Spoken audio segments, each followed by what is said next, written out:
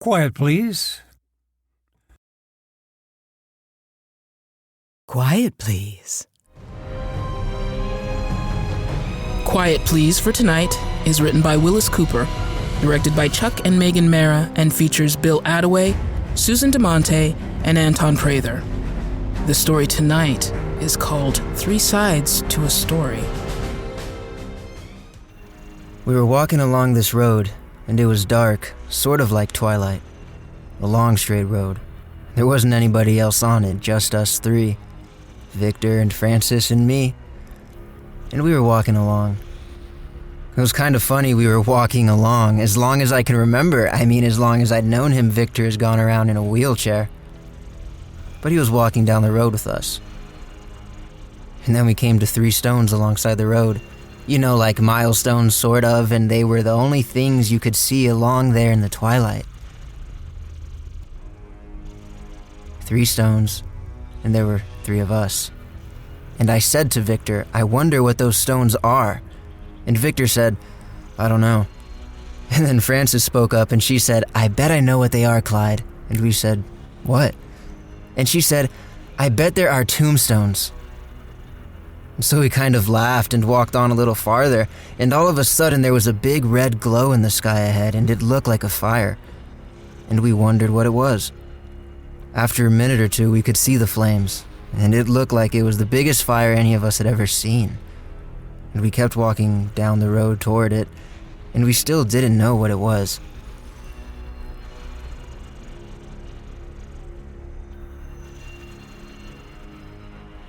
I want to tell you the story, how we 3 came to be walking down this road at night toward this fire. We lived in California, beautiful little house up on top of a hill, way up in Topanga Canyon, which is one of the passes across the mountains from the ocean to the San Fernando Valley. Beautiful view, you know, with a little private road running up to the house and a drop of 600 or 700 feet practically right off the front porch. Victor was retired, been a doctor in Michigan, got some disease that put him permanently into a wheelchair. Came out to California in 1938, married Frances 2 years ago.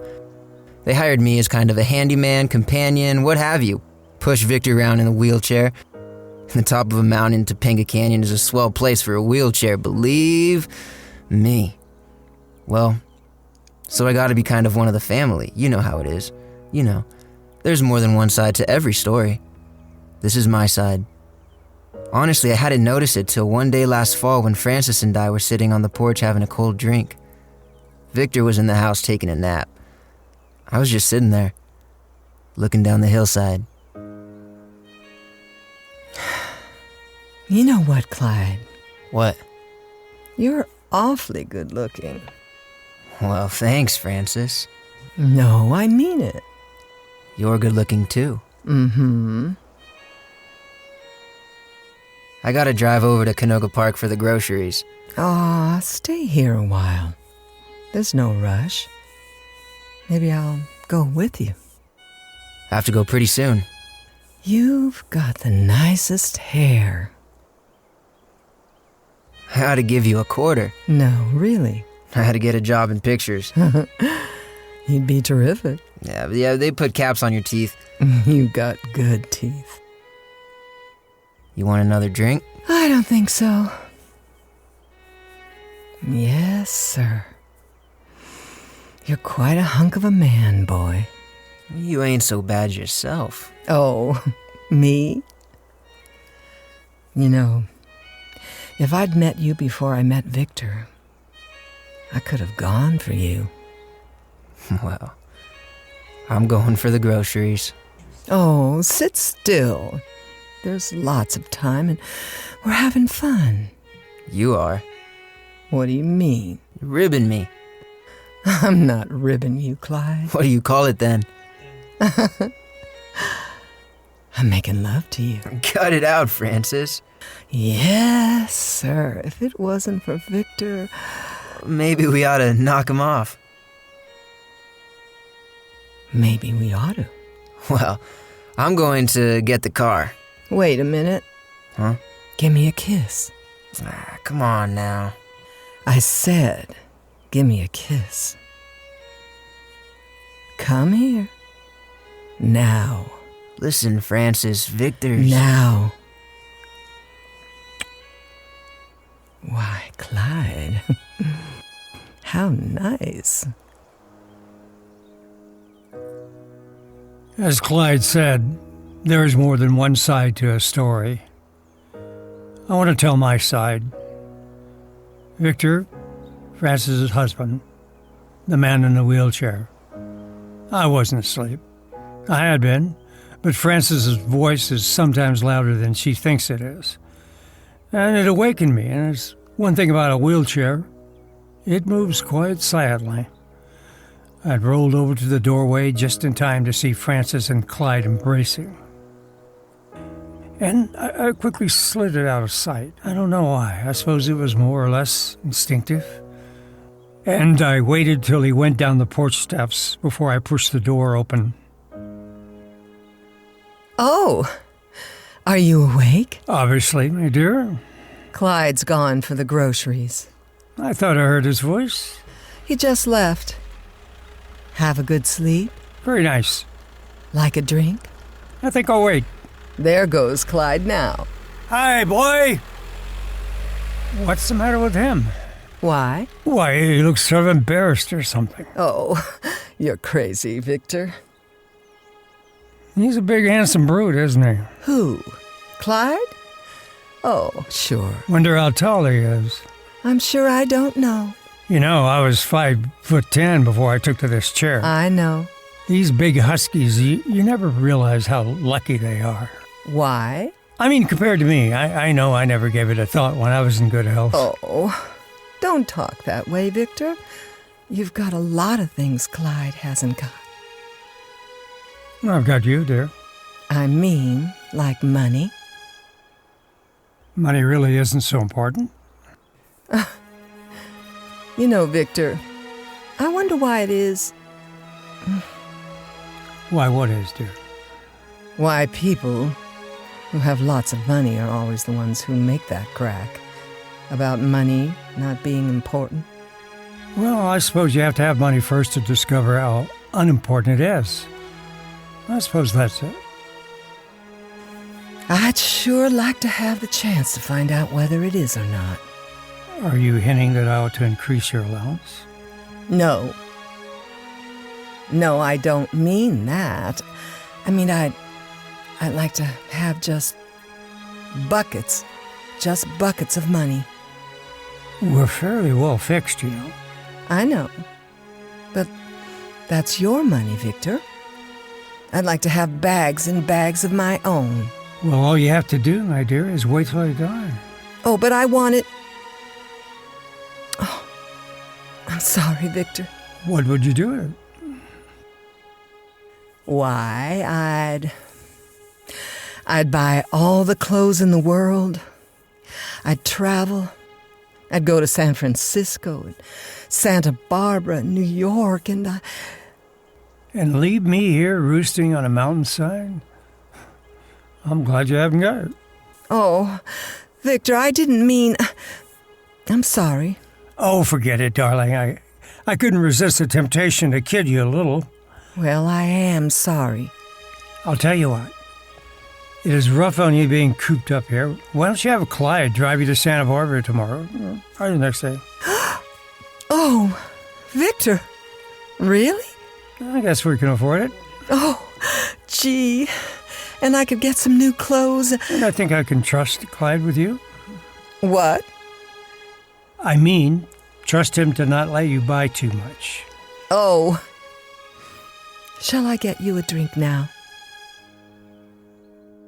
So now you want to hear my side of the story? Well, I'm not quite ready to tell it yet. And I may surprise you when I do tell you. Let Clyde tell you some more. Here, Clyde. Well, I drove her to Santa Barbara. Victor said he'd be all right in the house alone for one day. He said be back by evening, though. So we started just before sunset, coming down the coast road.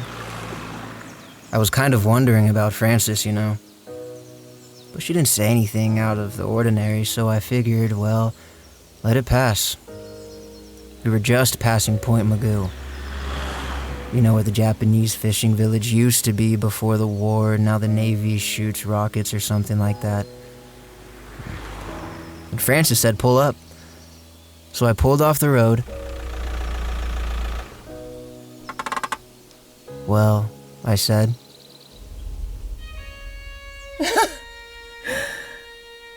You can kiss me now, Clyde. Oh, I can, huh? Yes. Listen, Francis. Please, Clyde. Well... Clyde, I think Victor saw us. When? Yesterday afternoon, when you kissed me. He was asleep. I don't think he was. Oh my gosh, Francis. So, one more kiss won't hurt. Listen, Francis. Just one more, though. Don't you love me? Francis, listen to me. You're Victor's wife. I like Victor. Why? I like him too, Clyde. I guess maybe you better not kiss me after all. Well, You're right.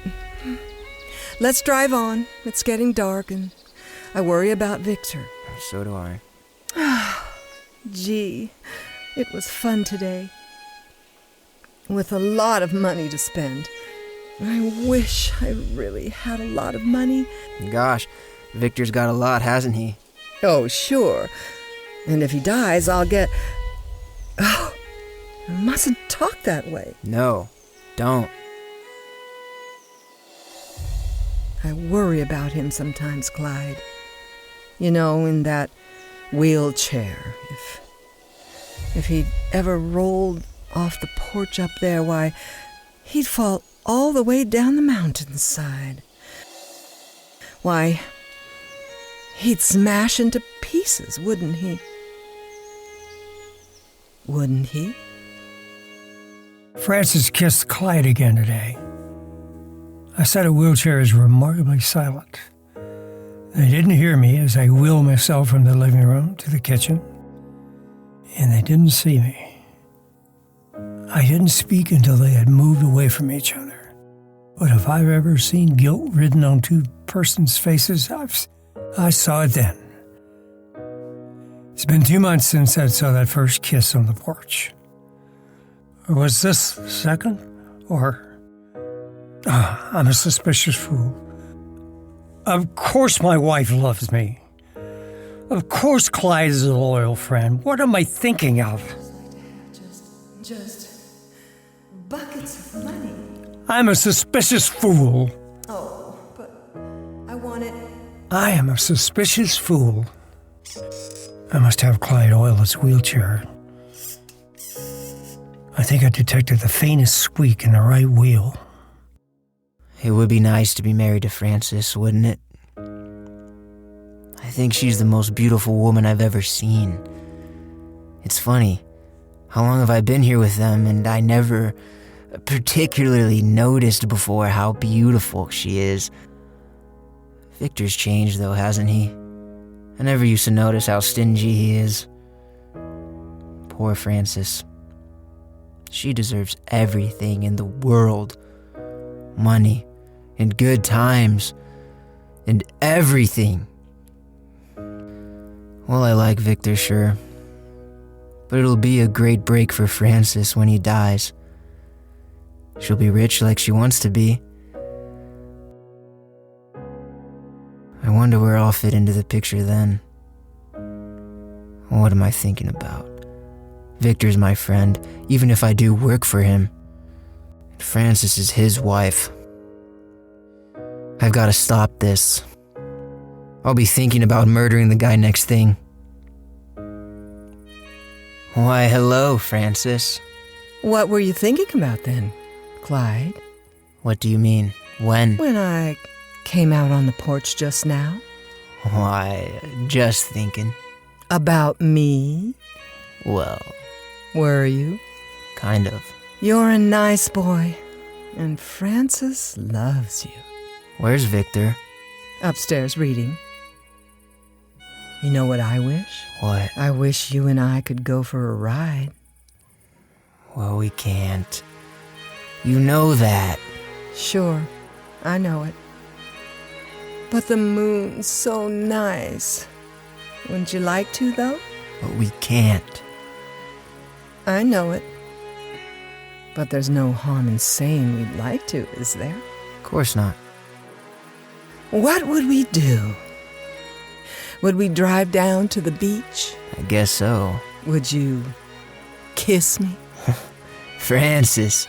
Would you? Stop it, Francis. Don't you love me, Clyde? Oh, Francis, please. Don't you? Please. Clyde. You know I love you. Shh. Be careful. He said he was upstairs. Well, he's not deaf. I'm sorry. I'm not.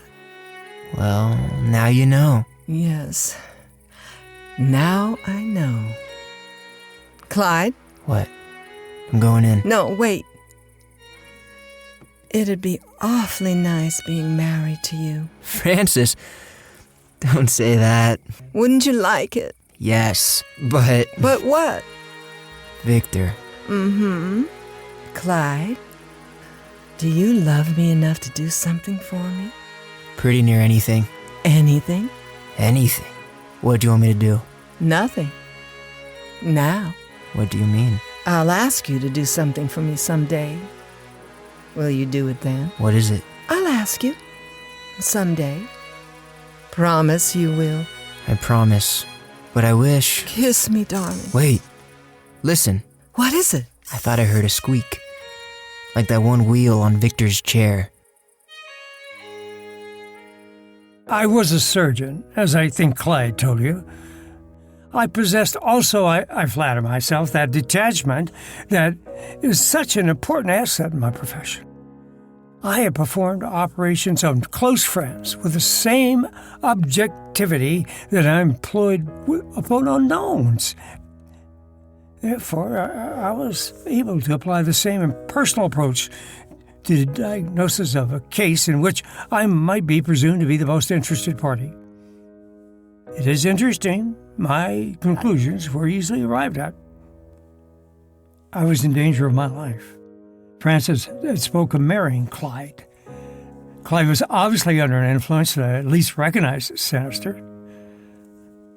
The wife, the woman I married for love, the woman that I cherished, my wife was plotting my death for the most sordid of all motives, money. I do not deny that I'm careful with money. Remembering back to the years of our marriage, Francis had always been impatient about money matters. I remember the talk we had that first brought the whole thing to my attention. I was certain I was right. She would, when Clyde had been properly brought to heel, demand that he murder me, and Clyde would do it. I had only two uncertainties. One, when, and the other, how. If I could learn these, I could defend myself. And I intended to defend myself to the utmost. To the utmost, my friend. If they plotted murder, I could plot murder. And I might succeed where they could fail. It was an interesting problem. The professional against the amateur. My wife, whom I loved. Well... I can't, Francis. You promised, Clyde. I didn't know what you meant. Yes, you did. I didn't. You did, Clyde. I tell you. You knew what I meant the minute I said it. Didn't you? I tell you. Didn't you? Well, And you promised. Can't do it, Francis. It'll be so easy, Clyde. No. Just a little easy push on the back of the wheelchair. No. And then we'll go away and be married and have so much money, Clyde. Don't you want to marry me? You know I do. Well, then. Can't we wait? Darling, I've waited and waited and waited for you. And I won't wait any longer. I want to marry you and you know, well, you know. Francis, do you really mean you'll marry me? What do you think? Oh, Francis. Francis. No, not now. No more kisses, darling, until... I can't do this. We can. And we will. But Look, darling, sit down, and I'll tell you exactly what to do. Now, listen. It'll be so easy. Clyde has been looking at me very strangely today. I think perhaps the time is getting short. how can we be sure he won't fall out of the chair, Francis, and just get hurt a little? You'll have to think of some way to keep him in it, darling. But I can't. I don't know how. You'll get an idea, darling, but do it soon. Today, Clyde installed a strap on my wheelchair to hold down the blanket I usually wear across my knees, he says. Now I know how it is to be done. It's a long drop down the canyon from the porch. But when will we be married, darling? I mean, how soon? Just as quickly as we possibly can. We'll have to wait a little while, at least until his will is probated and I get the money. But we mustn't do it too quickly and make people suspicious, you know. We could go to Mexico, couldn't we? We'll go wherever we want to. I wish there was some other way. There isn't. Now, go away. He mustn't see us talking together so much. Do you think he's got any idea? Of course not. He hasn't the faintest idea in the world. I've armed myself. I found an old favorite hunting knife I haven't seen for years. It will fit nicely under my blanket. I hope I haven't forgotten how to use it. I think I shall not have long to wait. And I've discovered still another curious thing. There is a revolver in Francis' purse, a short-barreled, ugly little weapon, and it is loaded. I wonder...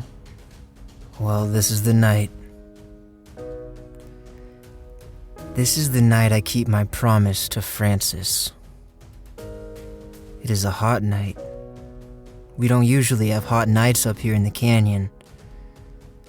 As we sit on the porch, we talk about it. Awfully warm, isn't it? Oh, I've never seen it as hot.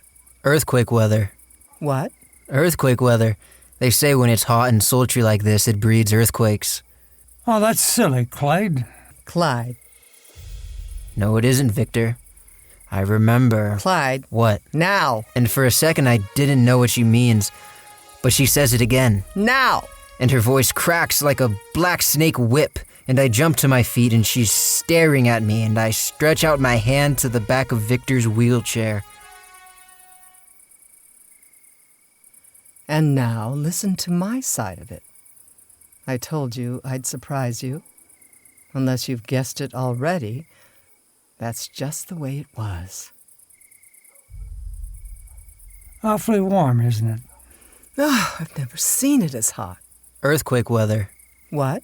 Earthquake weather. They say when it's hot and sultry like this, it breeds earthquakes. Oh, that's silly, Clyde. And I said Clyde. No, it isn't, Victor. I remember. And I said now, and he started to move slowly toward Victor's chair, and just as he reached out for the back of it, I yanked the little revolver out of my purse and I aimed it straight between his eyes. Yes, Clyde's eyes. Shall I tell you the third side of the story now? I was sitting there and I said, awfully warm, isn't it? Oh, I've never seen it as hot. Earthquake weather. What? Earthquake weather. They say when it's hot and sultry like this, it breeds earthquakes. Oh, that's silly, Clyde. Clyde. No, it isn't, Victor. I remember. And I heard Francis speak again. Clyde. And he stumbled to his feet, and I knew this was it. Over my shoulder, I saw him coming toward me. And out of the corner of my eye, I saw the ugly little nose of that pistol in Francis's hand when he started Clyde. And I flung myself out of my chair, and I knew that I had won. I drew back my hunting knife, and I hurled it straight at Francis's heart.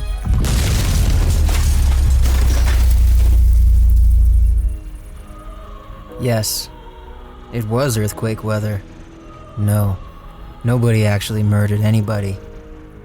But there are 3 bodies up there in Topanga Canyon, buried so far under wreckage and 1,000 tons of hillside that nobody will ever find them. And the 3 of us, Victor, Francis, and I, were walking down this long straight road together, toward that fire I told you about. I guess you don't actually have to commit murder to be guilty of it.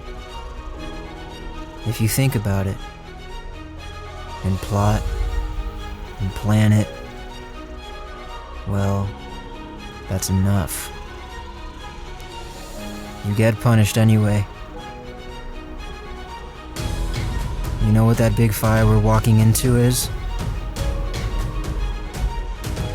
We know.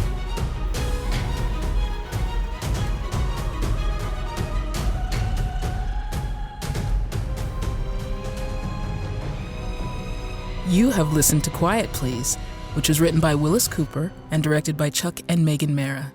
Clyde, the person who spoke to you, was Anton Prather. Francis was played by Susan DeMonte and Victor was Bill Attaway. This episode of Quiet Please was originally broadcast on September 7th, 1947 by the Mutual Broadcasting System.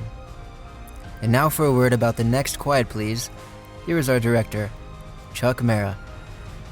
Next week, we have a story of a murderer by proxy and the fate that overtakes him. It's called Mirror, Mirror on the Wall. And so, until our next appearance, I'm quietly yours, Anton Prather. This program comes to you from Los Angeles and is produced by Foley Marra Studios.